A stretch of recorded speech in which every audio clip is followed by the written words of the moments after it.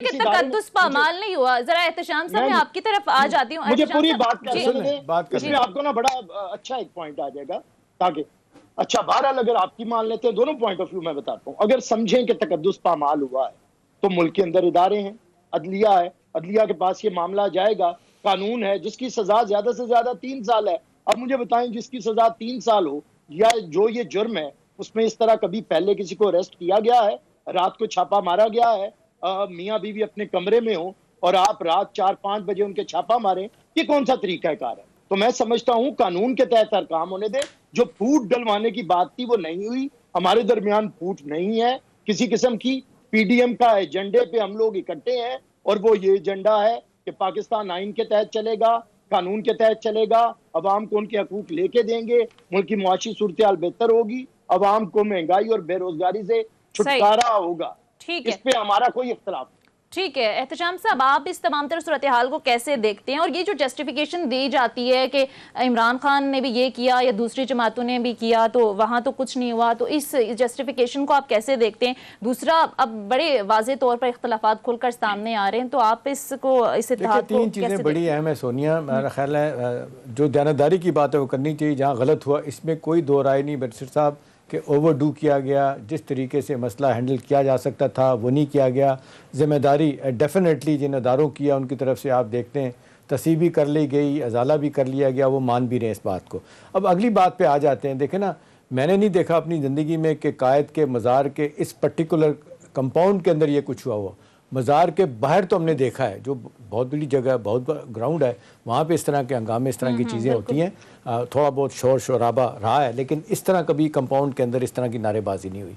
ये पाकिस्तान की तारीख का एक अनोखा वाक़या। एक दूसरी बात यह है कि इस मामले को अगर पुलिस FIR डे 1 से इसको दर्ज कर लेती तो ये मामला आगे नहीं जाना था। तीसरा जो तरीका आजमाया गया किया गया वो गलत था, उसकी तस्वीर मेरा ख्याल है ओपनली की गई, जिसको आमिर साहब के सरबराह भी वेलकम करते हैं, उसको सराह भी रहे हैं, ठीक है ना। अब आगे मामलात किस तरफ जाएंगे इस हवाले से देखें ना। अब तो एक दो चीज़ें आई हैं सामने। एक तो 2 लोगों का जो नाम आया, 4 लोग हैं टोटल, ब्रिगेडियर साहब भी उसमें एक हैं, तो वो मामला कोर्ट मार्शल की तरफ भी जा सकता है, मामला GHQ में है और उनका तो इन बिल्ट अपना खुद एहतसाबी निज़ाम ऐसा है कि वहाँ कोई नहीं बच सकता, तो मेरा ख्याल है वहाँ पे एक्शन होगा।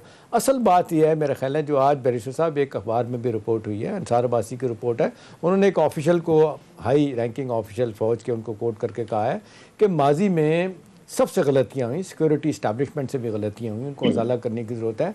एक वर्किंग रिलेशनशिप जहाँ पॉलिटिकल पार्टीज़ के दरमियान हो, वहाँ पे सियासी जमातों का और अदारों का भी होना चाहिए। इस हद तक तो बात सही है, लेकिन जिस तरीके से मामला मेरा ख्याल है माजरत के साथ आमिर साहब इसको थोड़ा सा डाउन प्ले करने की कोशिश कर रहे हैं। देखें, जहाँ जो ज़्यादती जिसकी है उसको माननी पड़ेगी। बिलावल साहब अगर उसको सराह रहे हैं तो नवाज शरीफ साहब क्यों इतना ज़ाती इसको मसला बना रहे हैं, क्यों रिजेक्शन की बात कर रहे हैं, रिजेक्ट करने की बात कर रहे हैं? ज़ाहिर है उनका तो मसला बन गया है, उन्होंने अदारों से लड़ना है, वो फैसला कर चुके हैं, उन्होंने टारगेट करना ही करना है। PDM के आज मुझे बताएं ना 2006 का मिसाक जमहूरियत के बाद आज क्यों बात हो रही है PDM में कि जी एक नया मिसाक होना चाहिए? इसका मतलब है कि वो हदूदों को यूँ तय करना चाहते हैं कि हमने कहाँ जाना है, इंडिविजुअल को टारगेट करना नहीं करना। और यही बात पीपल्स पार्टी भी कहती है, ANP भी कहती है कि जी हमने APC में चीज़ें तय कर ली थी। ये नवाज शरीफ साहब उनके लोग अगर इस बात पे मुसर हैं तो ये गलत कर रहे हैं। बाय द वे उनकी पार्टी के अपने लोग भी कह रहे हैं, मैं नाम ले सकता हूँ, ख्वाजा आसिफ साहब अगरचे सख्त मिजाज रखते हैं, इसके बावजूद वो इस बयानी से इस तरह मुत्तफिक नहीं है। 3 लोग हैं, बल्कि मैं तो पहले भी कहा था 3.5 लोग हैं। मरियम साहब हैं और नवाज शरीफ साहब हैं और उसके बाद अपना शायद खकाना अब्बासी हैं, आधे एहसन इकबाल हैं।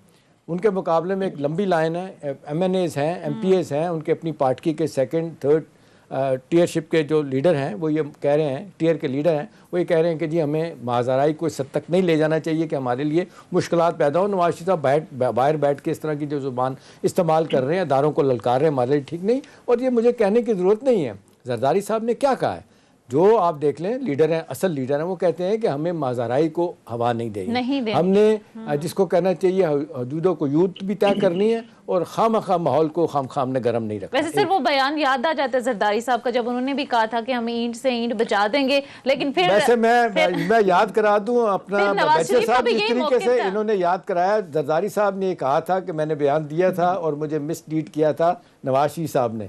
नवाज शरीफ साहब के कहने पे मैंने बयान दिया था, और वो ये भी कहते हैं, उनके बयानात हैं, इंटरव्यूज मौजूद हैं जिसमें वो कहते रिग्रेट करते हैं कि मैंने इस शख्स के साथ में खड़ा हुआ, इसकी बात मानी, लेकिन ये खुद ही अपनी बातों से फिर गए। ठीक है, लेकिन शाम साहब फिर जो आज जरदारी साहब के बयान है, उस वक्त नवाज शरीफ साहब के भी ये बयान थे, बल्कि मुलाकात भी अगले दिन जो तय थी वो मुलतवी हो गई थी। नवाज शरीफ साहब ने कहा था कि इदारों के बारे में ऐसे अल्फाज नहीं इस्तेमाल करने चाहिए। देखिए इस हद तक तो चले गए थे, और क्या, काला कोट पहन के जनाब इनकी हुकूमत के खिलाफ चले गए थे, सुप्रीम कोर्ट में चले गए थे। मेमो गेट क्या है, ये मुझसे ज़्यादा आमिर साहब जानते हैं, लॉ और कानून को और आइन को अच्छी तरह जानते हैं, कौन गया था। अब अगर वो कहें कि जी हमने तस्दीक कर ली है, मैं आज नजरियाती हो गए, मेरी बेटी नजरियाती हो गई, तो इतनी आसानी के साथ कोई नहीं मानेगा। और by the way Benazir Bhutto, लोग कहते हैं उनके मुखालफिन बनने की कोशिश कर रही हैं। वो कल ही कहा था, एतजाज़ एहसन आपकी पार्टी के रहनुमा हैं, अहम आदमी, उनका कहना है कि वो ख्वाब तो देख सकती है, ऐसा नहीं हो सकता। देखिए दो चीज़ें हैं बैरिस्टर साहब, मैं चाहूँगा आप कॉमेंट उस पर ज़रूर करें। देखिए इस वक्त सूरत हाल PDM की जो बनी हुई है ना, उसमें इख्तलाफात अपनी जगह है, ये चलेगा मामला। लोग इंतज़ार कर रहे हैं कि जो 22 का आपका जलसा है पेशावर का, उसके बाद आपने फिर लाहौर में जो जलसे करने हैं, वहाँ पे पता चलेगा सूरत हाल क्या है। जब मैदान जो हम देख रहे हैं बैटल ग्राउंड पंजाब बनना है, वहाँ पे सूरत हाल क्या होगी। अब पार्टियों के दरमियान मेरा सवाल आपसे है कि अगर इस तरह के तहफ़्फ़ुज़ात होंगे, इख्तलाफात होंगे, लोग बातें भी करेंगे, तो आप नहीं समझते कि बाय द टाइम जनवरी आएगा पता नहीं क्या से क्या हो चुका होगा। और ये बार बार आपकी पार्टी को कहते हैं इस्तीफ़े दें, वो आप लोग तैयार नहीं हैं इसके लिए, शायद आखिरी लम्हे में जाके कुछ करें। तो आप नहीं समझते कि ये इख्तलाफात अगर रहते हैं तो जाहिर सी बात है ये बहुत बड़ा जद पड़ेगी PDM के तहत पे। एहतशाम साहब, हम मुख्तलिफ सियासी जमातें हैं और हम मुश्तरकात के ऊपर इकट्ठे हैं, और जो मुश्तरक मकसद है वो बड़ा है। अभी आपने अपनी बातों के दौरान एक सवाल ये उठाया भी कि चार्टर ऑफ डेमोक्रेसी हो गया तो चार्टर ऑफ पाकिस्तान की क्या ज़रूरत है। देखें, जो मैसाके जमहूरियत हुआ, मोहतरमा बेनज़ीर भुट्टो शहीद और मियाँ नवाज शरीफ और दूसरी सियासी जमातों के दरमियान, उस पर हमारी हुकूमत ने तकरीबन 80% अमल किया। अब तकरीबन उस पर अमल दरामद हो चुका है, चंद मामला हैं थोड़े थोड़े वो जो रह गए हैं। अब हम एक ऐसा करना चाहते हैं कि उसकी बेहतरियाँ ये आई हैं कि सूबाई खुद मुख्तारी मिली, पार्लिमान को उसके इख्तियारात वापस लौटे, सदारती महल के अंदर जो इख्तियारात का मंबा था वापस हुए, और उसके बाद मुल्क के अंदर ये जो तीसरी हुकूमत है मुसलसल जमहूरी तरीके से वो आई है। अब ये उसके समरात हैं। अब हम समझते हैं, और यही तरीकाकार है कानून और आइन में तरमीम का हद इसीलिए रखा जाता है कि हालात के मुताबिक बेहतरियाँ लाई जाए आइन के अंदर। अब सियासी जमातों का अगर इत्तेहाद ऐसा है जो समझता है कि मुल्क में अगर कोई कमियां हैं तो उसके लिए एक ऐसा लाया अमल मुरतब किया जाए कि आने वाली हुकूमतों में उस पर बेहतरियां लेके आए, भले वो हुकूमत हमारी मुखालिफ मियाँ साहब की हो, हम हमेशा एक दूसरे के मुखालिफ हुकूमतों में रहे हैं, या हमारी हुकूमत हो, लेकिन मामलात को तय किया जाए। अब इसके लिए चार्टर ऑफ डेमोक्रेसी है। अब मामलात, आप जिन मामलात को कहते हैं कि इदारों का नाम लेना या ना लेना, पीपल्स पार्टी का एक अपना तरीकाकार है। हमें सुप्रीम कोर्ट से फांसी भी मिल गई और सारी दुनिया ने उसे जुडिशल मर्डर कहा। हमने, वो जज थे नसीम हसन शाह, वो इतने से कद के थे और फिरते थे, किसी जियाले ने उन पर उंगली नहीं उठाई। हमने कभी गालम गलोच नहीं की, हमने सुप्रीम कोर्ट पे हमला नहीं किया, हमने इदारों के बारे में कभी रियासती इदारों को एहतराम दिया है, आईनी इदारों को एहतराम दिया है। ये पीपल्स पार्टी का वतीरा है।